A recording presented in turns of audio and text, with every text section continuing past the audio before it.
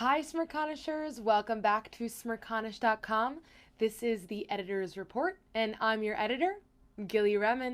Welcome back to another big week in news. We just had a crazy Democratic debate that we were unraveling on radio today that happened last night. I'm sure a lot of you caught it. And like I do every week, I'm going to highlight the best of our critical thinking, our original content on smirconish.com, which is written by listeners and viewers like you. So remember, if you ever have an opinion you want to share, send it to editor@smirconish.com. So let's get right to it. This week, we had a lot of great submissions. One of them was by Rich Zaccaroli, who wrote, "It's time for young voters to take control of the future," where he kind of encourages the next generation, the young generation, to not only go out and vote, but to make sure they register to vote and to really take their future by their own hands. Next, we have Sean Young, who wrote a piece called "Sloppy Science Leads to Mistrust," where he advocates that science, and specifically scientific research that we use to conclude facts and scientific facts, needs to be better, needs to be well organized, and needs to be more trustworthy. So check that one out. Then, of course, the one and only Michael Smirconish wrote a piece called "Stuck in the Middle," which was his commentary on CNN last week. You could check that out on smirconish.com, written, and on our Facebook page as a video. Then we have Armin Kroom, who wrote "Hiding Behind the Wealth," where he kind of talks about the dynamic between the poor and the wealthy, but really on a more spiritual level, and how hiding behind brands and labels and money isn't good for anyone, spiritually, mentally, and physically.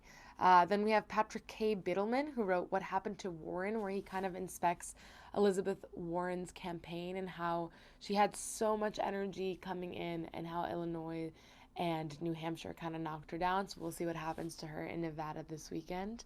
Then we have Timothy Phelan, who wrote a piece called "Time to Stop and Frisk Mike Bloomberg," where he kind of investigates Mike Bloomberg and the other Democratic presidential candidates, and specifically his very controversial policy called "Stop and Frisk," which he implemented when he was a mayor in New York City. Then we have Joseph Power, who wrote "Here's How to End Iowa and New Hampshire Domination," where he argues that primaries shouldn't just rely on Iowa and New Hampshire to start up and give the candidates a boost, and because they're not representative of what the country is demographically and politically. So check that out. And last but not least, I wrote a piece last week called "Stop Panicking and Start Learning About Coronavirus," where I dig really, really deep. I did a lot of research. I listened to podcasts, I saw documentaries, I read a lot of different health medical journals, and I was constantly on the CDC website and the World Health Organization website to do the research for this piece, but it was totally worth it. I kind of explain what's going on, what is coronavirus, how contagious is it, how deadly is it, and everything you basically need to know about coronavirus and how viruses work and how pandemics work. And it's really informative, so go check that one out.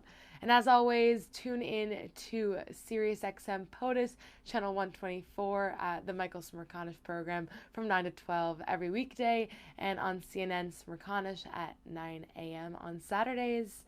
And of course, contribute to the website by sending your submission to editor@smirconish.com. We would love to work with you. Have a great day and a fabulous weekend, and see you next week.